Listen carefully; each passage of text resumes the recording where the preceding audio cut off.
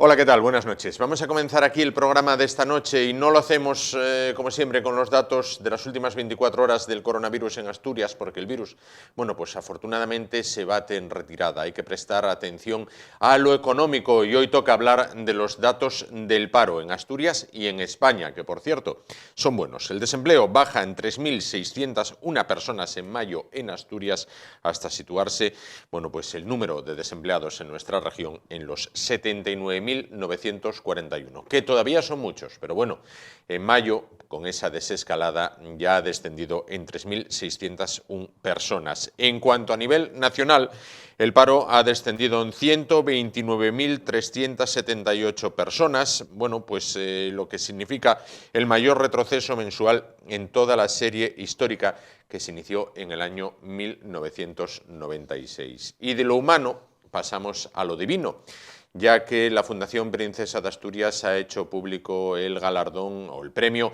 a los deportes que ha recaído en la nadadora Teresa Perales. María Teresa Perales Fernández, de la cual ahí vemos una imagen, nació en 1975 en Zaragoza, amante del deporte desde niña, practicaba el karate hasta que a los 19 años perdió la movilidad en las piernas a causa de una neuropatía. Se diplomó en fisioterapia y se formó en coaching profesional al tiempo que encontró en la natación un nuevo deporte en el que competir. Desde 1998 forma parte de la élite de la natación y es una de las deportistas paralímpicas en activo más laureadas.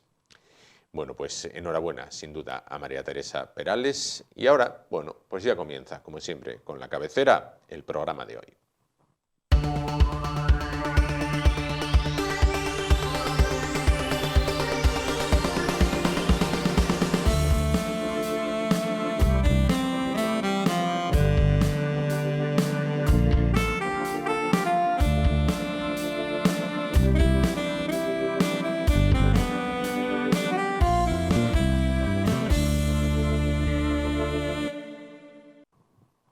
Vamos a comenzar el espacio de esta noche. Bueno, pues a nadie se le escapa que vivimos tiempos de zozobra, tiempos de tremenda dificultad, no solo en la salud, en la que afortunadamente parece que poco a poco, bueno, pues vamos dando los pasos que nos lleven a buen puerto, sino también en lo económico, el tan traído y tan llevado frente sanitario y frente económico. Una situación económica que hace que a muchos se les apague la luz del negocio, se les baje la persiana en algunos momentos para siempre.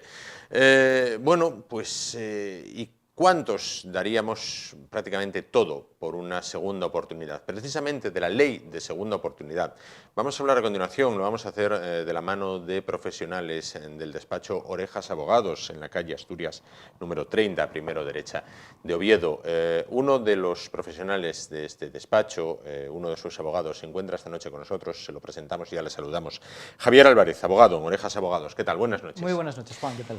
Bien, bueno, vamos a expectante a ver qué es lo que nos puede contar de la ley de segunda oportunidad. Lo primero, vamos con definición. ¿Qué es y cómo podemos explicar la ley de segunda oportunidad?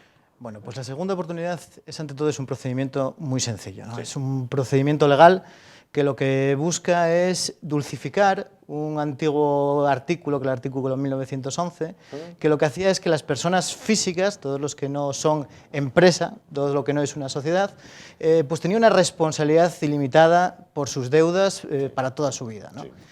Con la ley de segunda oportunidad lo que se busca es establecer un parangón para ese tipo de personas entre los tan manidos y tan escuchados durante muchísimo tiempo de una sociedad que está en concurso, que cada vez que abrimos un periódico pues nos encontramos tal sociedad ha concursado, sí, tal sociedad está con un ERE, no sé qué. Pues eso mismo es lo que se intenta extrapolar a las personas físicas para que, llegados en un momento determinado en los que se encuentran pues en una situación que ya no pueden más, una situación de sobreendeudamiento, de falta de liquidez, de que no pueden pues pagar regularmente todas las cuotas de préstamos, de tarjetas y demás, pues poder establecer ese punto de inflexión en los que ese mecanismo les permite decir stop, paro, veo cómo es mi situación financiera, intento llegar a un acuerdo con los acreedores y quizás ya en último término pues que sea un auto judicial el que exonere y el que les perdone todas las deudas y les permitan, evidentemente, respirar, ¿no? Claro, claro.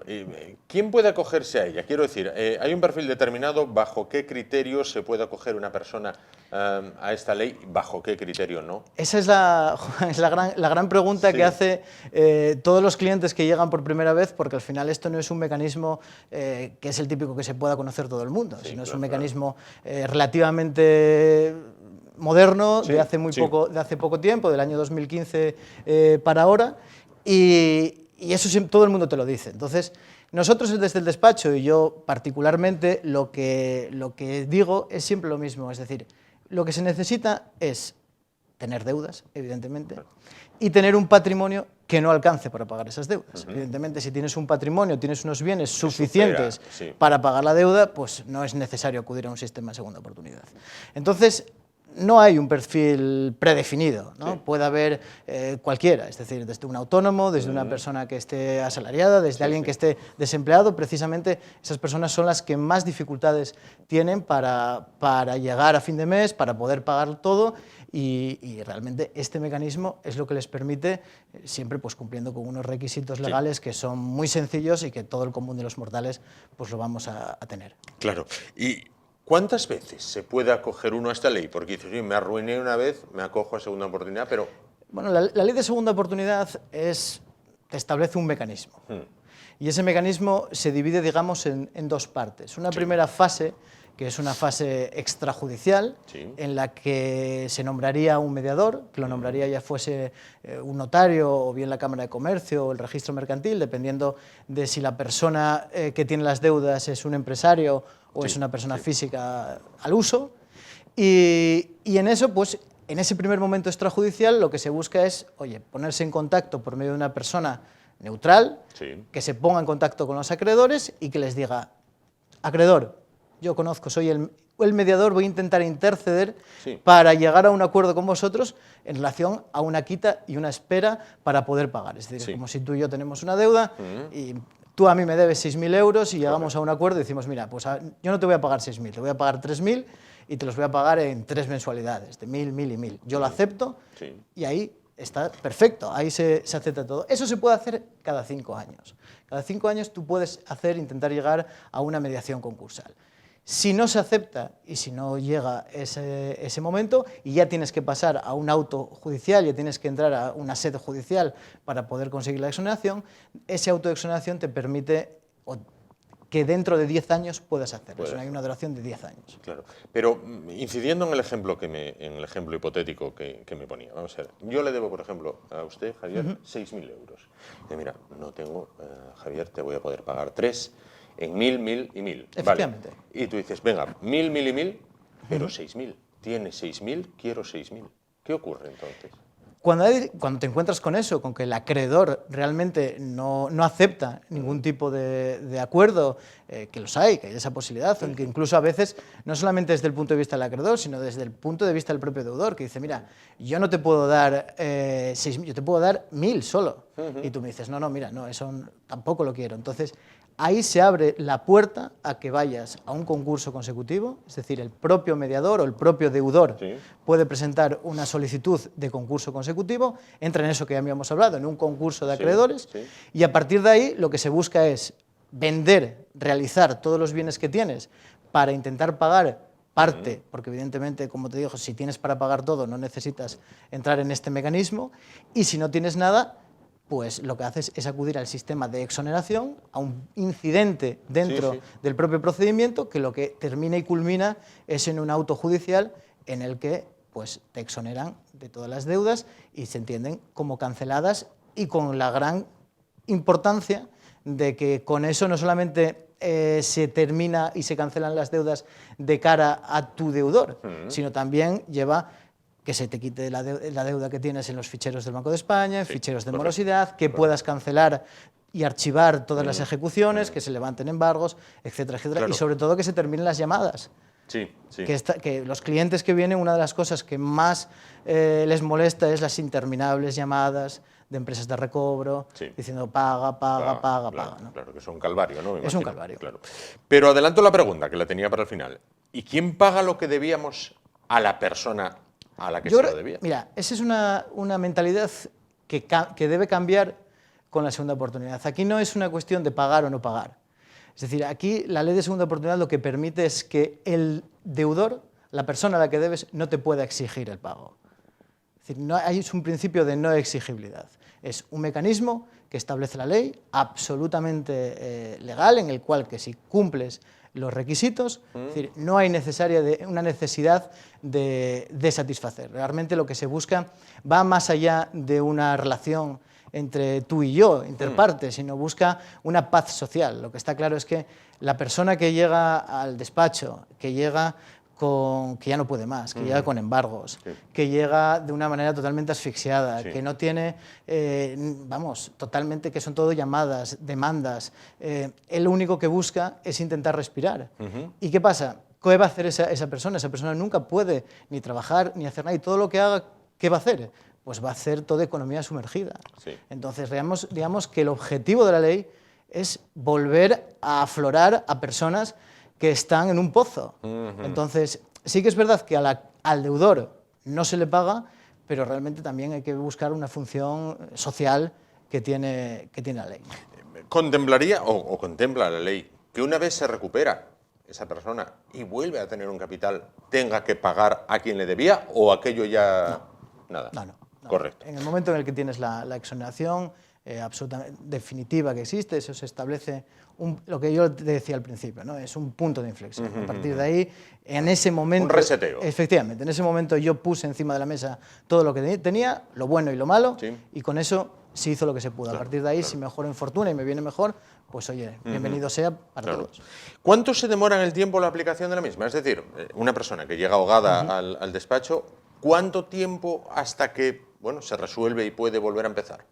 Pues mira, eso también depende muchísimo de esas dos partes que yo te digo, ¿no? Es decir, si se consigue resolver por medio de ese acuerdo extrajudicial de pagos, por esa vía extrajudicial, pues simplemente, pues estaríamos hablando de unos 2 o 3 meses a lo sumo. Alcanzarías ese acuerdo, pagarías la cuota final que se estableciera y listo. Después, si no se llega a ese acuerdo y tenemos que acudir ya a los tribunales para intentar encontrar esa tutela, pues también va a depender de si no tienes nada.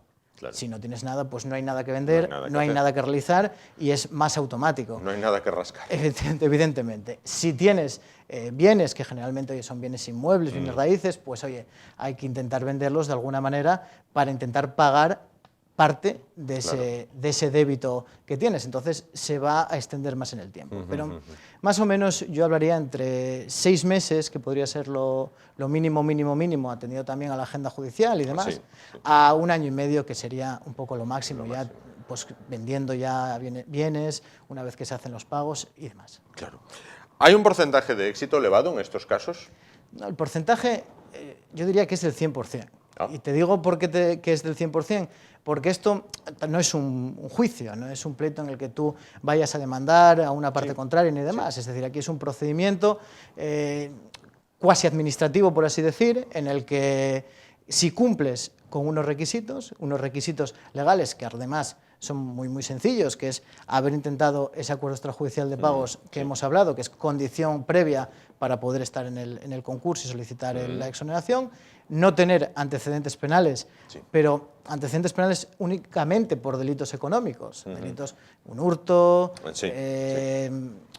daños patrimoniales, robos, y sobre todo que el concurso pues que no sea declarado culpable, es decir, que una vez que se entra en concurso, que ve tu situación patrimonial, el juez, el administrador concursal, pues no haya visto ninguna alteración en el sentido de que se haya vendido, donado bienes con anterioridad, alguna cosa que es cierta de un tufillo raro de tal. Pero es lo que te digo, yo te digo, del común de los mortales, lo que nosotros conocemos como la gente que viene al despacho, que tiene un problema, pues es un 100% de fiabilidad porque cumplen los requisitos sin ningún problema. Claro, entiendo que el primer paso o paso previo para iniciar todo esto, acudir al despacho, por ejemplo, al de ustedes, en la calle Asturias 30, primero derecha, en Orejas Abogados, E informarse, es decir, oye, pasa esto, ¿es tramitable o qué puedo hacer? Eso es evidente, es decir, hay que ponerse primero en manos de buenos profesionales, como en este caso vamos a echarnos flores, como somos nosotros,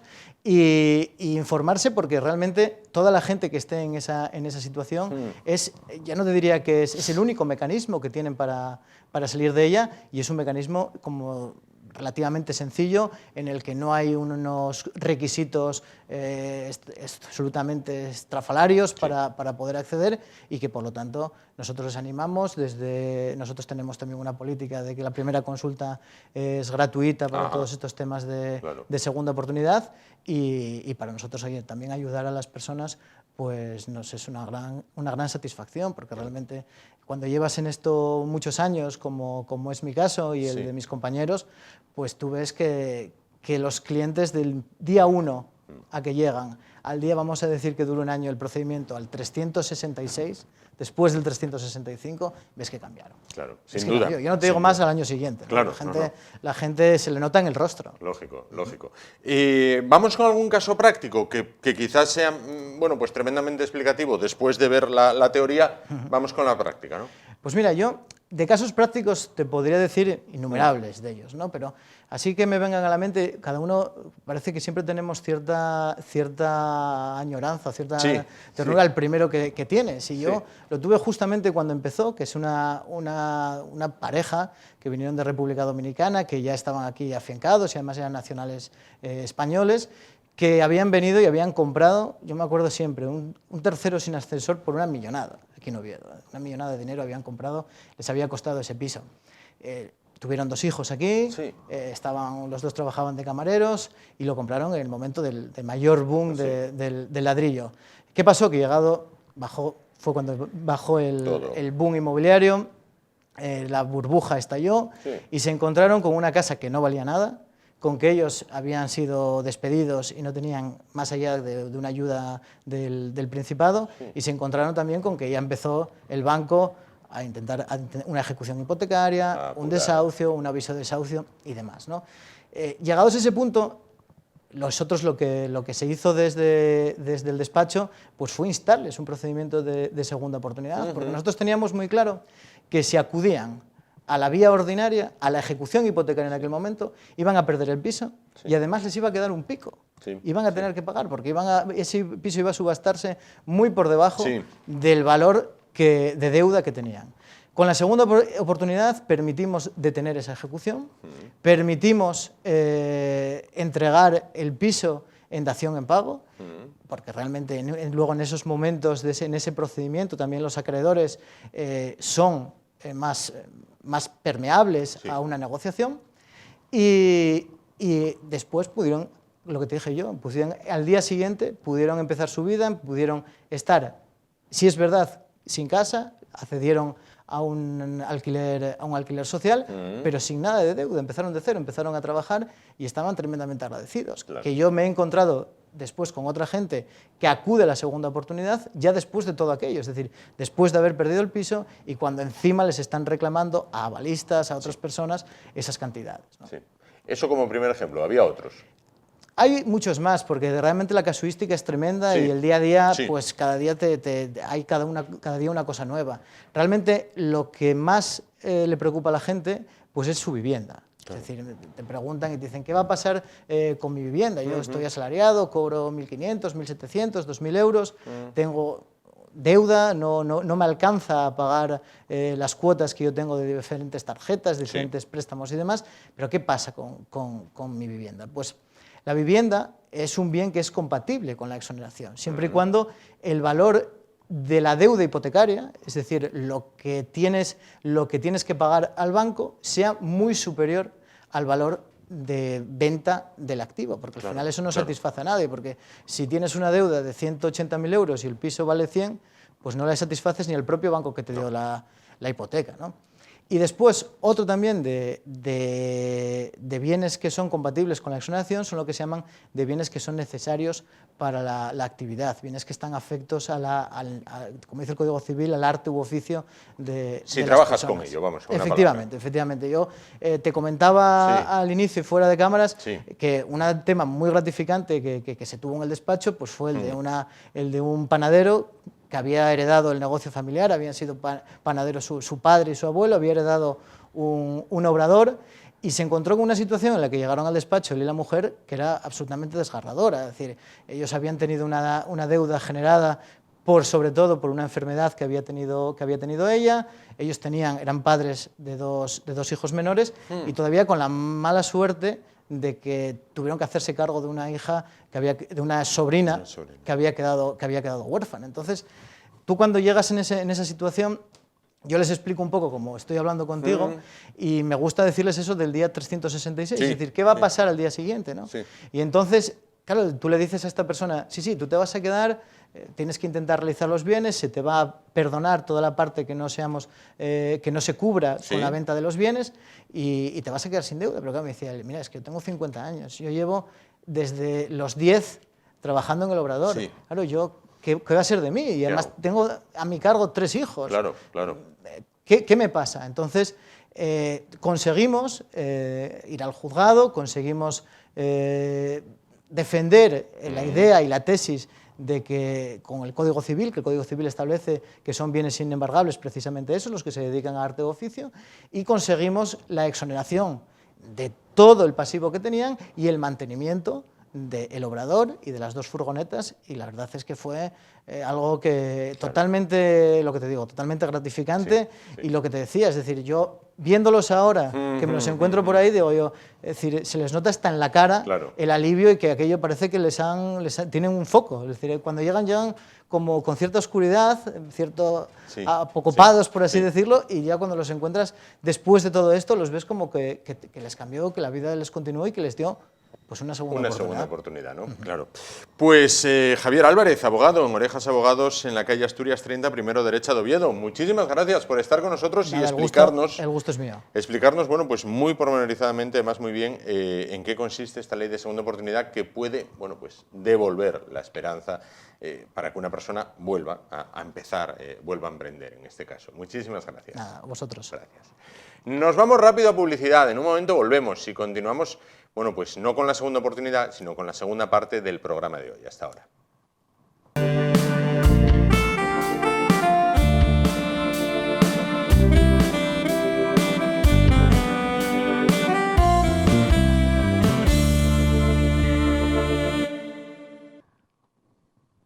Más temas. Bueno, pues este verano, siempre y cuando que los datos de la pandemia lo permitan, esperemos que así sea, de los días 24 de agosto al 5 de septiembre, Tokio, la capital de Japón, acogerá por tercera vez unos Juegos Paralímpicos. Bueno, pues acogerá unas Olimpiadas que comienzan justo después que las Olimpiadas que captan más los focos y la prensa, ¿no? Bueno, pues justo más tarde, bueno, pues comienza otra Olimpiada, no queremos decir menor, pero sí que capta menos la atención, sin ser por ello menos importante.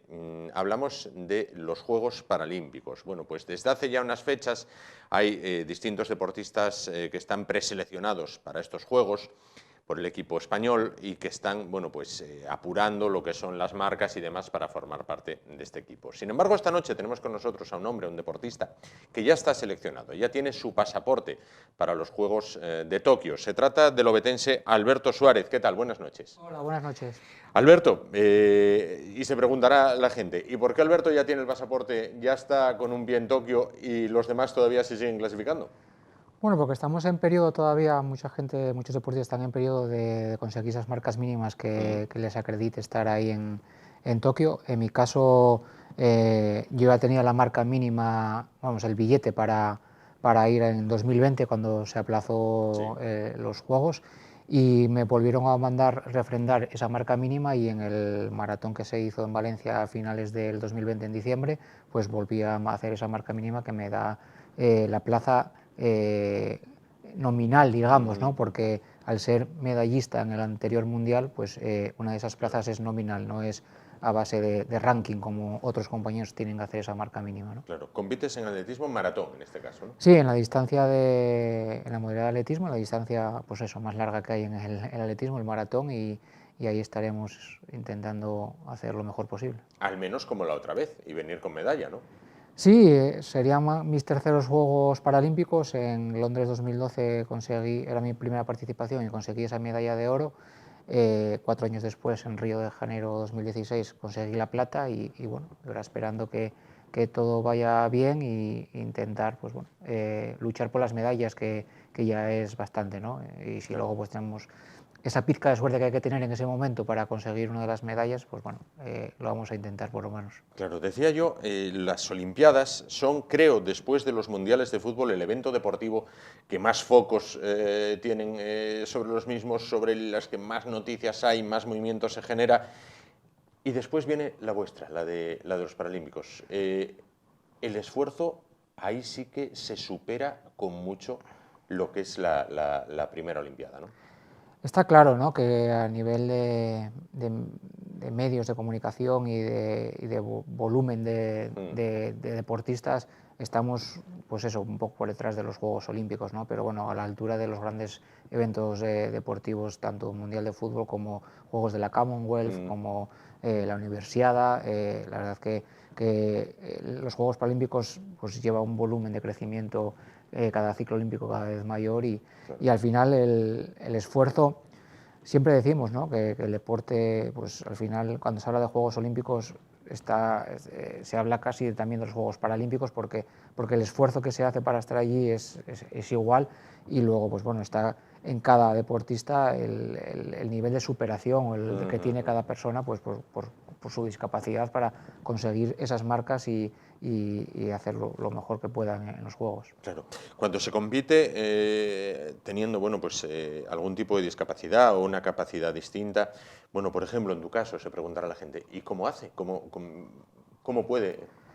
Pues bueno, ahí está la adaptación a ese deporte, ¿no?, a ese momento, ¿no?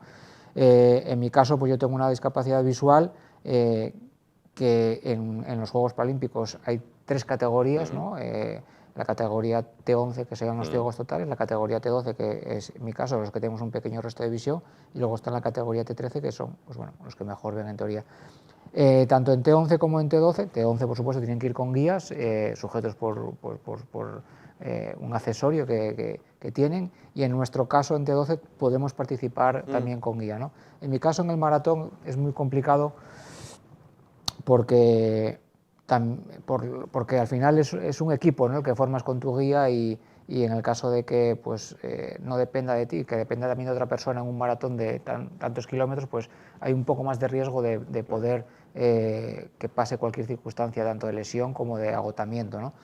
Y en mi caso, pues bueno, sí que es verdad que hasta ahora pues las marcas que voy acreditando son marcas que a nivel de encontrar un guía, estaríamos hablando de guías que compitan por sobre 2 horas 15 el maratón, que estamos hablando de ya, gente que está casi en las Olimpiadas, ¿no? Entonces, bueno, es difícil de buscar un guía que te acompañe no solo para la competición, porque necesitas también adaptarte esa zancada a la hora de ir sujetos por una cuerda, entrenarlo, ¿no? Entonces tenía que estar constantemente entrenando con guía, y eso es difícil de encontrar hoy en día, ¿no? Claro. Bueno, ¿cómo te iniciaste en el tema del deporte?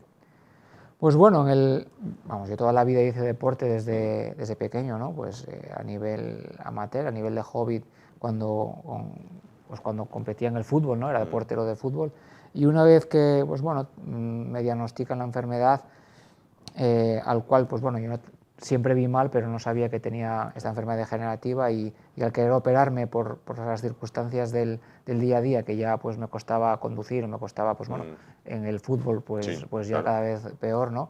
Y pues quise operarme, y en esa revisión pues bueno, vieron que había una enfermedad degenerativa y que no tenía operación, ¿no? Y bueno, pues ahí empecé a querer seguir haciendo deporte, pues empecé a salir con unos amigos a correr.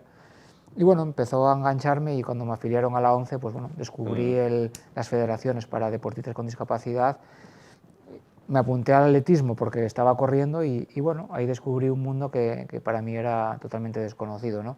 Había gente con discapacidad que practicaban deporte por salud y Sí. por pasarlo con amigos bien, y había otro grupo donde pues bueno, eran capaces de hacer unas marcas mínimas que podían estar en europeos, mundiales, incluso pues algún privilegiado puede estar en los Juegos Paralímpicos, ¿no? Y yo dije, bueno, pues quiero intentar formar parte de este grupo y así empezó, ¿no? De la mano del que sigue siendo mi entrenador, Jesús Álvarez Castaño, pues bueno, intentamos ir aclimatándonos, ir formándonos, porque para mí también era algo desconocido, ¿no?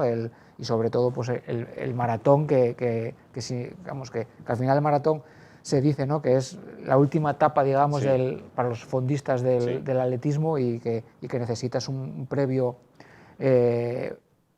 entrenamiento para poder llegar a ser maratoniano, ¿no? Y pues bueno, se nos dio bien y gracias a eso pues bueno, empezamos a correr maratones y en ese primer mundial al que fui en el 2010 en Nueva Zelanda pues ya conseguir esa medalla de oro, ¿no? Claro, claro. Entiendo que la preparación lo es todo, el entrenamiento lo es todo para cualquier deportista de competición. Este año no ha sido el mejor año para entrenar con el tema de la pandemia. ¿Cómo os habéis arreglado? Bueno, lo que llevamos de año sí que estamos yendo normalmente como si fuera cualquier año de entrenamientos y de competiciones. El año 2020 fue complicado por ese primer confinamiento que a Sí, todos nos afectó sí. y a los deportistas, pues bueno, también en aquel momento pues por respeto y por el bien común había que quedarse en casa. Pero bueno, esos primeros días que todavía no estaban suspendidos los Juegos tanto olímpicos como paralímpicos era un poco, digamos, problemático porque no sabíamos qué iba a pasar, ¿no? Claro. Entonces, el hecho de tener una rutina tan intensa como teníamos en aquel momento, a parar de golpe, pues se llevaba mal, ¿no? Pero una vez que se suspendieron o se aplazaron, digamos, para este año, pues bueno, te lo tomas con calma.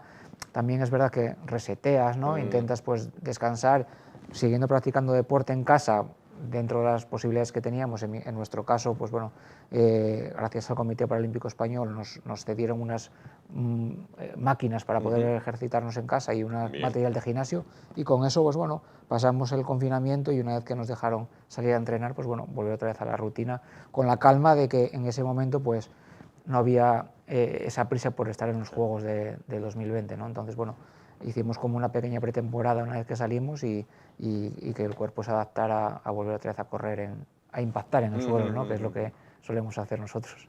Tu objetivo es volver con medalla, nos decías al inicio. A nivel colectivo, ¿llevamos buen equipo a Tokio? ¿Crees, notas, Sí, a ver, tampoco es que tengamos palpas? un contacto tan estrecho este año, porque al no ver concentraciones, al Claro. no ver tantos campeonatos, pues no tenemos ese contacto con los demás compañeros de la selección, ¿no?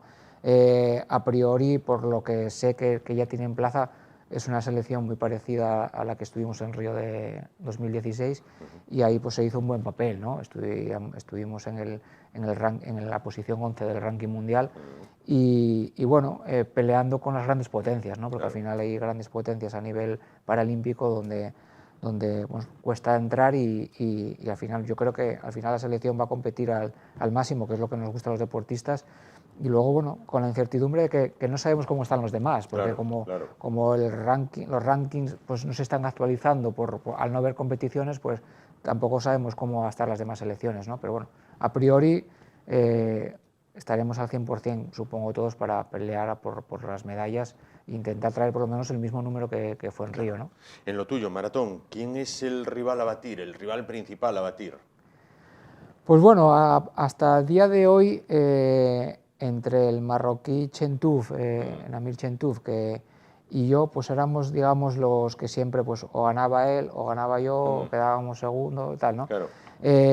A priori, pues está claro que los japoneses ya en el Mundial de 2019 estaban ya pegando fuerte y al ser sus Olimpiadas, pues supongo jugar que en estarán casa, ¿verdad? a jugar en casa, supongo que estarán a un nivel alto, ¿no? Claro.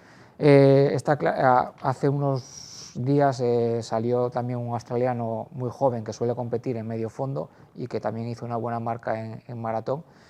Y luego también, pues bueno, un compañero de la selección española, Gustavo Nieves Gallego, que también estará intentando pelear por las medallas, ¿no? Así que al final los rivales están ahí. Se supone que alguno más saldrá del país africano, tunecinos, que suelen siempre aparecer en los eventos importantes como Juegos Paralímpicos. Y bueno, así están los rivales, ¿no?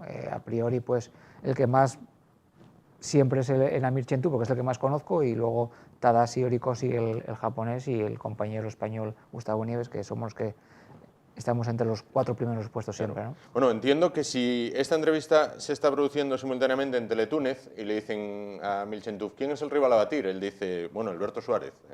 Alberto Suárez, ahí en el español, Alberto Suárez sería el más peligroso, ¿no? Yo creo que sí, que lo diría porque llevamos muchos años él y yo pues peleándonos y... ¿Sois Messi y Cristiano? Entiendo. Bueno, sí, al fin, no, en el fútbol es totalmente diferente, ¿no? Pero hay muchos más, solo que en el maratón pues está claro que desde el, digamos, 2013 hacia adelante pues somos los que estamos ahí, pero un maratón es tan largo que nunca se sabe, ¿no? Claro, así que al final habrá...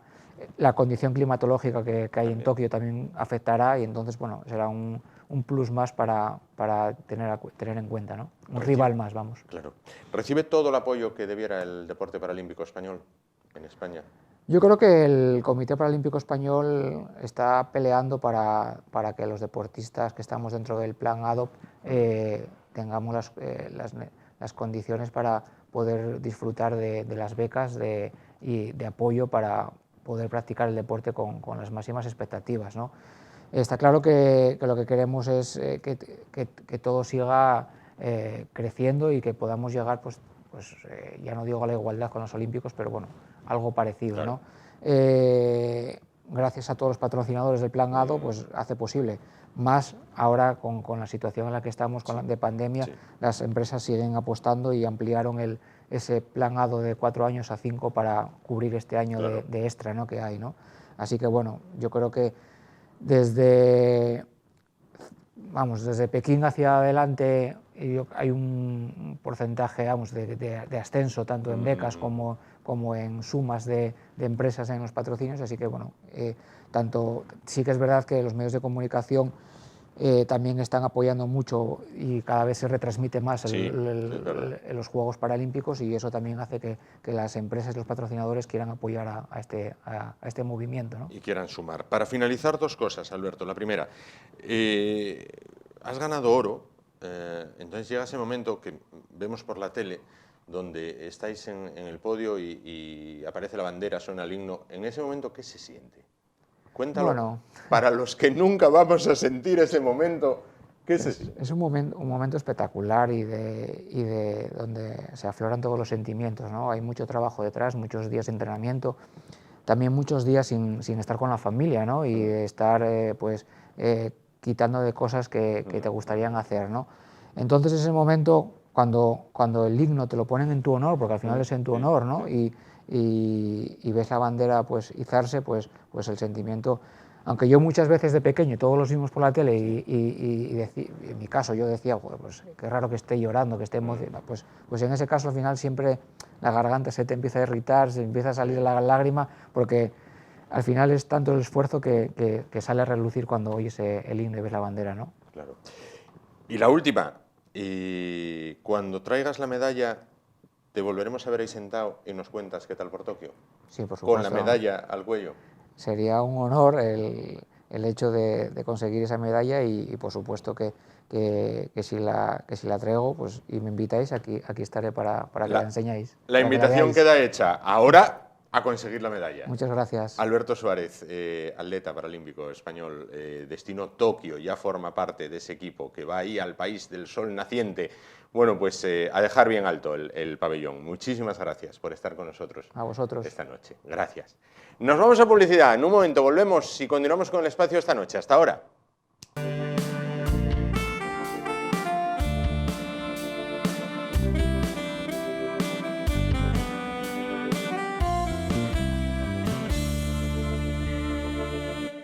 Continuamos el espacio de esta noche y nos vamos a trasladar en este momento, bueno, pues hasta la zona oriental de Asturias, más concretamente a Cabrales. ¿Por qué? Bueno, pues porque la época del año en la que nos encontramos, además de la situación sociosanitaria, bueno, pues parece que ya invita pues a realizar distintas escapadas que pueden ser desde un modesto fin de semana hasta ya estancias más prolongadas. Y qué mejor manera que disfrutar de las maravillas del paraíso natural que se nos ofrecen, bueno, pues tanto en costa como en interior y de este a oeste y de norte a sur en este nuestro Principado de Asturias. Bueno, pues en la zona de Cabrales precisamente conjugan las dos cosas.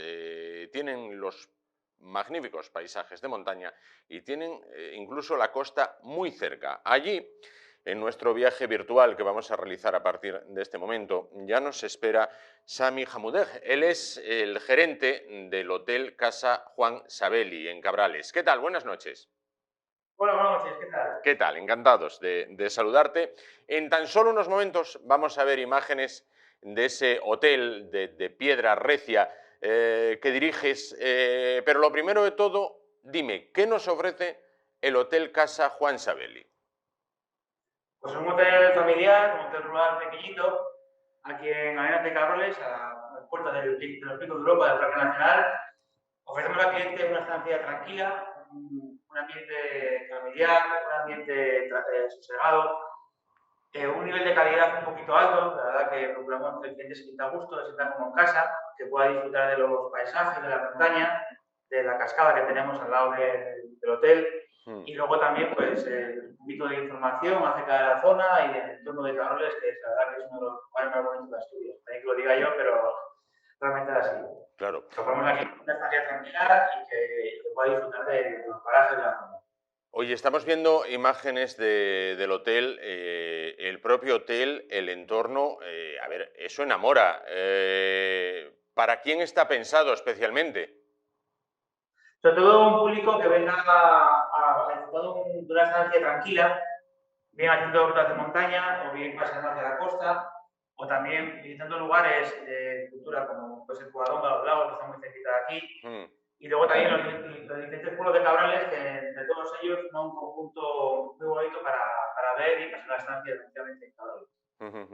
Especialmente indicado para cuánto tiempo. ¿Cuánto tiempo es la estancia que tú recomendarías, digo, para disfrutar de la zona y de todo lo que tiene alrededor? ¿Cuántos días o cuántas noches, en este caso, sería lo idóneo para decir, oye, lo he conocido todo bien a fondo?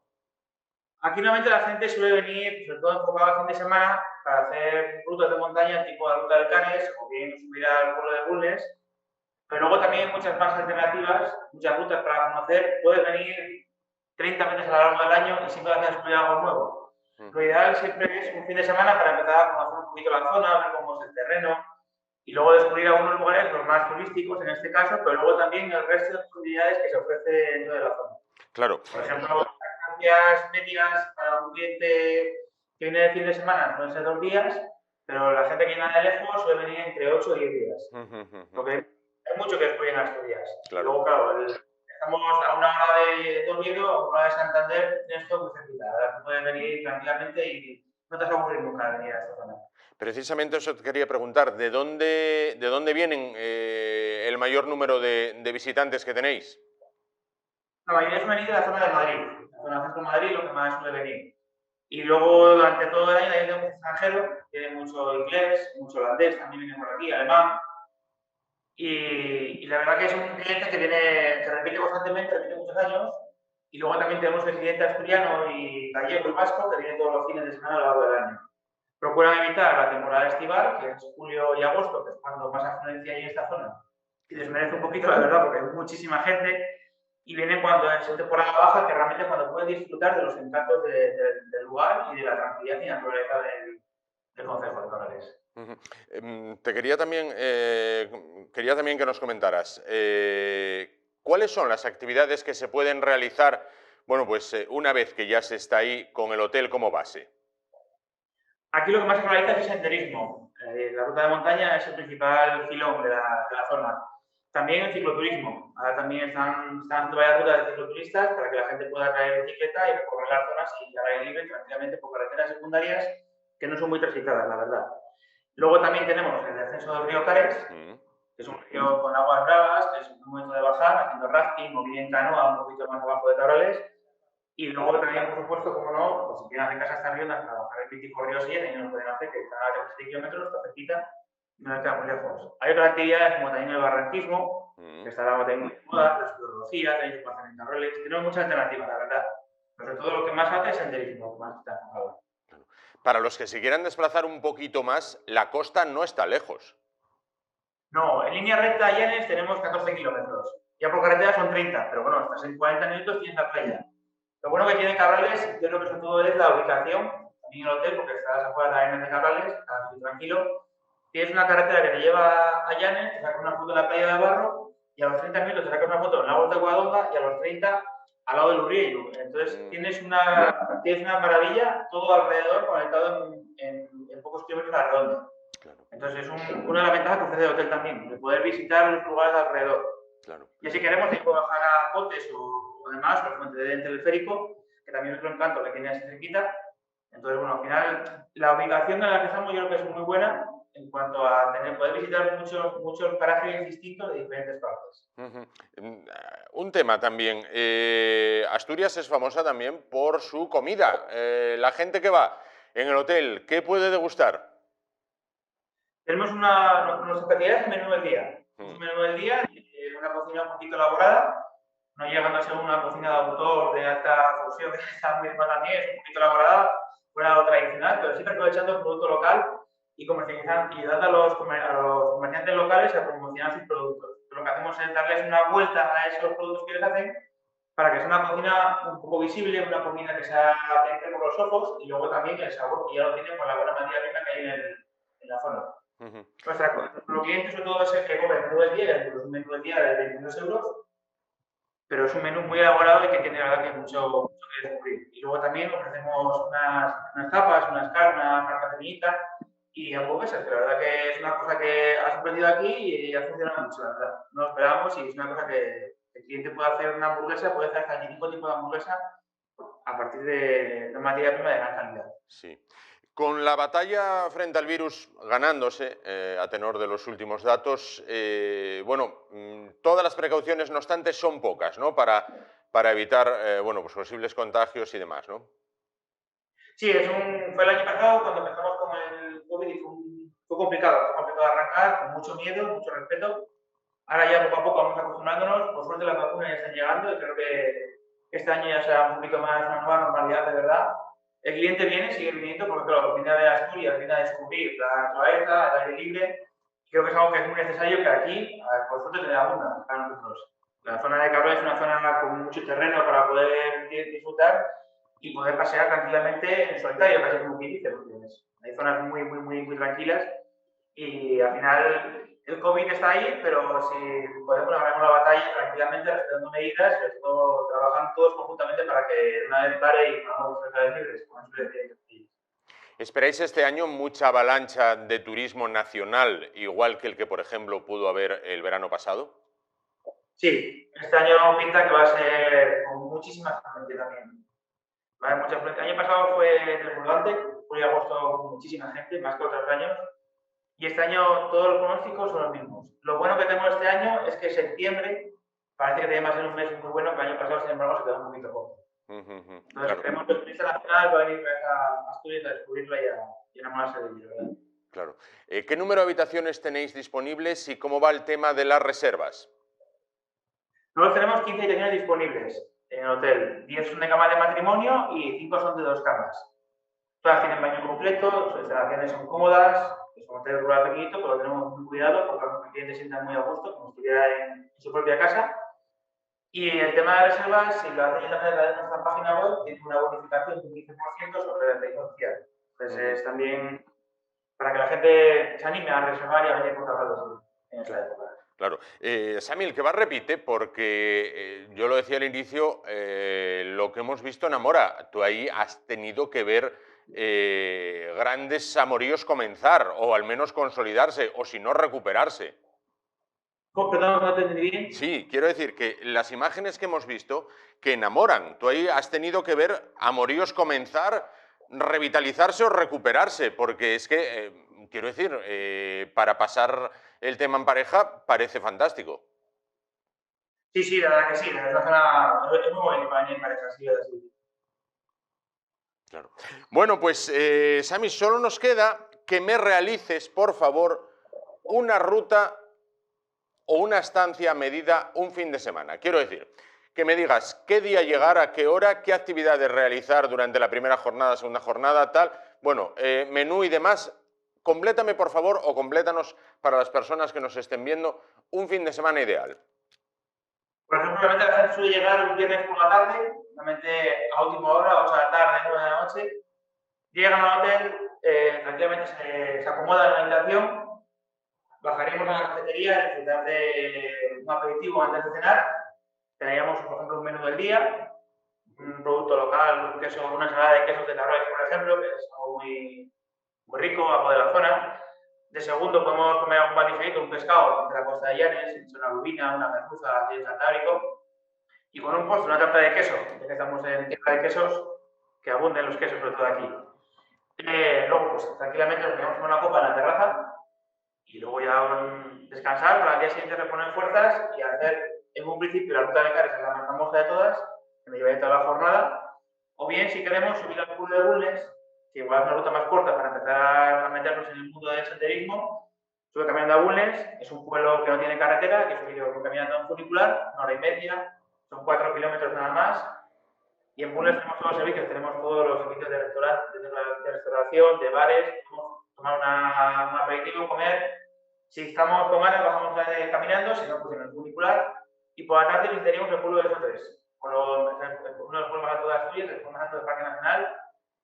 Unas vistas espectaculares, unos lugares por descubrir maravillosos. Y luego, ya por la tarde, bajaríamos al hotel, aprovecharíamos para ducharnos, dar una vuelta por arenas, conocer los distintos comercios, ver un poquito cómo es el pueblo, descubrir algunos rincones que nos aporta. Ya entrada la noche, bajaríamos la cena al hotel, la haríamos, por ejemplo, con algo un poquito más fuerte. Por ejemplo, este año hemos metido un arroz con plancton y carabineros, que está muy rico. El segundo, pues una carne ya para reponer fuerza después de la caminata y de las visitas, un cabrito de aquí. Lo hacemos desmigado a baja temperatura. Y luego de postre, pues por ejemplo, como no, uno de nuestros fuertes es una maceta de chocolate. Pues parece aparentemente es una planta, pero realmente es todo va lleno de chocolate, que la verdad que está muy rico. Luego lleva uno de menta, que al final te refresca y está muy rico. Y luego, como no, una copita antes de ir para la cama. Luego me metí en el hotel, que como está apartadito, tienes un sofá para sentarte afuera y subes a la cama a dormir. Al día siguiente por la mañana, pues ya que es el domingo, día de retirada, aprovecharíamos para ir a ver alguna de las quesillas de la zona, bien sea de queso de Cabrales o otros quesos que se elaboran en la zona.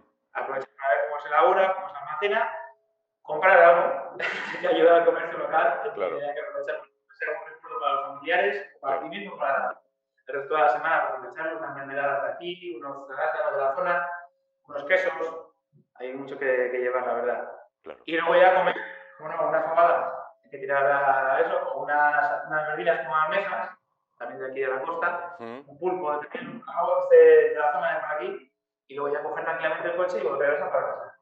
Oye, pues a mí me parece un plan perfecto, vamos, inmejorable, insuperable en este caso, espectacular. Xavi Jamudej, gerente del hotel Juan Sabelli, Casa Juan Sabelli en Cabrales, muchísimas gracias por estar con nosotros esta noche. Tenían ahí la dirección, todos los datos de contacto para que puedan hacer las reservas. Solo me queda que invites a la gente a que vaya y que disfrute de esta zona oriental de Asturias, ¿no? Eso es, que vengan todo lo que pueda venir, sobre todo fuera de temporada, que sea más tranquilo y pueden disfrutar mejor de los paisajes de Cabrales y del hotel, la tranquilidad que ofrecemos, que vengan siempre que quieran y aquí estaremos para recibirles. Muchísimas gracias por todo, pero también a vosotros por la entrevista y nada, que la pandemia nos deje seguir. Eso es para todos. Pues esperemos que así sea. Cualquier momento es bueno, sin duda, para recorrer Asturias, bueno, y en este caso para recalar en Cabrales y conocer de cerca todos los atractivos de la zona. Muchísimas gracias por estar con nosotros esta noche. Gracias. Y así, bueno, pues con este viaje virtual a Cabrales, qué lugar más maravilloso. Bueno, pues llegamos al final del programa de hoy. Nos vamos, volvemos mañana, será a partir de las 10:05 de la noche. Hasta entonces, gracias por su atención, ánimo y adelante.